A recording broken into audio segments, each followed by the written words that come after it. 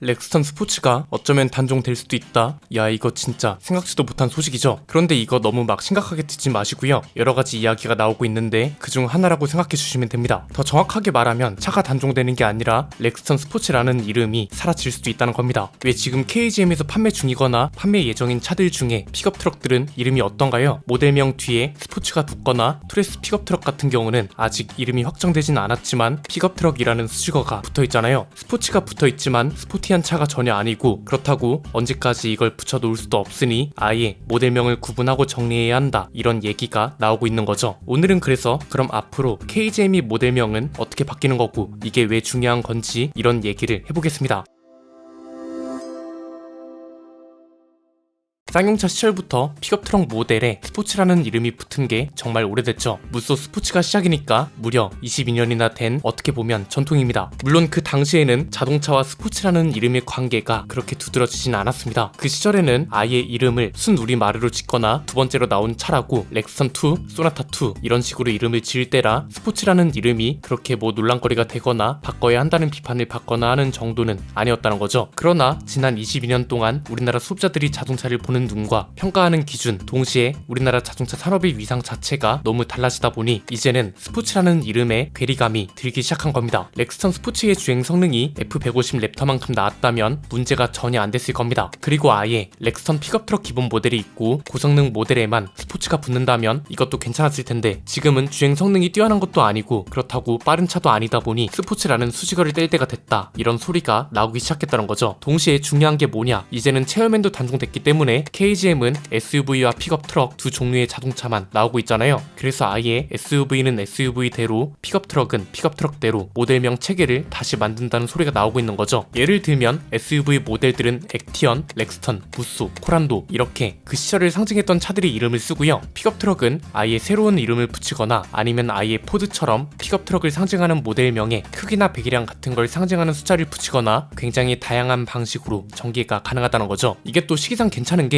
F100이 렉스턴이 풀체인지로 나오고 F100의 픽업 트럭 버전이 나올 거잖아요. 디자인도 괜찮다는 평이 많고 실내에는 물리 버튼도 부활한다고 하니 모델명까지 아예 싹 정리가 된다면 나쁠 게 없다는 거고요. 일단 이런 얘기가 나온다는 건 어떻게 해석할 수 있냐, KGM은 브랜드 철학이나 방향성을 확실하게 다시 잡고 싶어하는 것 같다는 거죠. 쌍용차도 물론 역사적으로 중요하겠지만 어쨌든 뭐 회사가 바뀌는 과정, 그리고 그 과정이 생겨난 이유가 좋은 건 아니었으니 정리할 건 정리해야 한다는 생각인 거죠. 어쩌면 이런 게 제대로 잡히지 않았기 때문에 쌍용차의 끝이 좋지 않았던 걸 수도 있고요. 이게 또 장기적으로 보면 어느 정도 가닥이 잡힌다면 KR10을 비롯한 다른 차들, 그리고 앞으로 나올 신차들한테도 좋은 영향을 줄 수 있을 겁니다. 왜냐면 마케팅에서 가장 중요한 게 스토리텔링이잖아요. 브랜드 역사와 철학을 모두 담아내야 하면서 동시에 역사적인 흐름까지 존재해야 하는데, 이렇게 아예 모델명을 정리해버리면 당연히 그 작업이 쉬워지고 모델 가지치기도 더 수월해질 수 있는 거죠. 액티언 리뷰 때도 말씀드렸지만 언젠가는 토레스든 액티언이든 역사 속으로 사라질 가능성이 있다고 했죠. 일단 가격과 크기가 겹치는 차들이고 냉정하게 말하면 디자인 말고는 차이가 거의 없잖아요. 이건 사실 당연한 수순입니다. 불과 10년 전 현대차도 이런 과정을 겪고 있었습니다. 산타페보다 큰 렉스크루즈가 있었지만 단종됐고요. 엑센트 파생 모델을 비롯해서 i30 파생 모델 같은 것들도 단종됐습니다. 왜? 시장에서 원하지 않고 이 과정에서 잘 팔리는 차들을 추려서 선택과 집중을 하는 거죠. KGM이 쌍용차 역사까지 따진다면 긴 역사를 가진 게 맞지만 KGM만 본다면 역사가 이제 막 시작되는 회사이기 때문에 당연한 수순이라 볼 수도 있다는 거죠. 디자인 방향성은 건곤 감리를 중심으로 잡아가고 있고 모델 방향성은 이제 막 찾아가는 단계라고도 이해하시면 될 것 같고요. 이렇게 되면 앞으로 기대할 수 있는 게 뭐냐, 만약 토레스 픽업 트럭부터 이런 모델명 정리가 되면 가장 좋긴 합니다. 물론 거의 희박하긴 하지만 이상적으로 보면 그렇다는 거고요. 이게 아니라면 가장 유력한 건 렉스턴 스포츠 풀체인지에 해당하는 F100 픽업 트럭부터가 유력합니다. 스포츠라는 수식어는 무쏘 스포츠부터 최근까지 있었던 모든 픽업 트럭 라인업에 어울리지 않았습니다. 애초에 수출형 렉스턴 스포츠에는 무쏘라는 이름이 붙고 있으니 그만한 이유가 있는 거겠죠. 그래서 디자인이라던가 마케팅 이런 측면에서 본다면 이런 방향이 분명 도움이 될 거라고 보고요. 해결 과제가 없는 건 아닙니다. 이런 게 어쨌든 장점으로 부각이 되어야 할 텐데 지금은 아무리 장점이 많다 해도 큰 단점 하나가 가로막는 느낌이 없지 않습니다. 즉 평균 상품성을 끌어올리는 게 굉장히 중요하다는 건데 간단합니다. 그냥 저희 주변 인플루언서들이 평균적인 의견을 요약하면 경쟁 브랜드들보다 외관이나 실내 디자인 같은 건 꽤 매력적이고 좋지만 나머지가 1년에서 2년 정도 지쳐져 있다, 이겁니다. 이건 뭐 특별한 얘기가 아니고 저희도 항상 말씀드렸던 것들이죠. KGM도 참 난감하긴 할 겁니다. 쌍용차가 여기저기 팔려 다니면서 이런 걸 제대로 못했기 때문에 KG 그룹으로 넘어온 거고, 이걸 어쨌든 살려야 하는 입장이기 때문에 지금까지 저질러 놓은 것들을 하나하나 바로 잡아야 한다는 거잖아요. 그냥 뭐 어렵게 생각할 거 없이 현대차랑 경쟁하는 시장이라고 생각하는 게 가장 베스트입니다. 가격이 중요하다고는 하지만 이것도 지속 가능한 방법은 아니죠. 제품을 돈 주고 사는 소비자들은 냉정하고 수천만 원에 달하는 자동차는 더욱 냉정하게 바라볼 수밖에 없습니다. 아예 무난하게 업계 평균을 유지하거나 그게 아니라면 특화되어 있는 게 있어야 합니다. 오프로드 능력이라던가 디자인부터 모든 게 레저에 최적화돼서 이런 걸 좋아하는 소비자들을 모두 끌어올 수 있는, 그리고 이게 브랜드와 모델들이 이미지가 되어 차별화가 된다거나 이런 걸 갖춰야 한다는 거죠. 지금으로서는 이게 가장 현실적이고 동시에 또 너무 뒤처지진 않아야 하고, 가성비도 어느 정도 용인되는 범위가 있고 무조건 저렴하다고 해서 팔리는 건 아니기 때문에 소비자들이 정말 냉정하게 바라는 건 지금보다 더 적극적으로 피 튀기는 노력이 필요하다는 거죠. 일단 아주 긍정적으로 본다면 여러가지 루트를 통해 나온 픽업 트럭과 SUV 모델을 분리하고 스포츠라는 수식어를 떼어버리는 거, 이게 시작이라고 보고요. 동시에 바라는 건 이렇게 앞으로 어떤 게 바뀔 거라는 소식만큼 얼마나 발전했다는 소식도 나와줬으면 합니다. KG그룹에 인수되기 전부터 정말 오랫동안 관련 이야기를 다뤄오면서 느낀 소위 비슷한 건데요.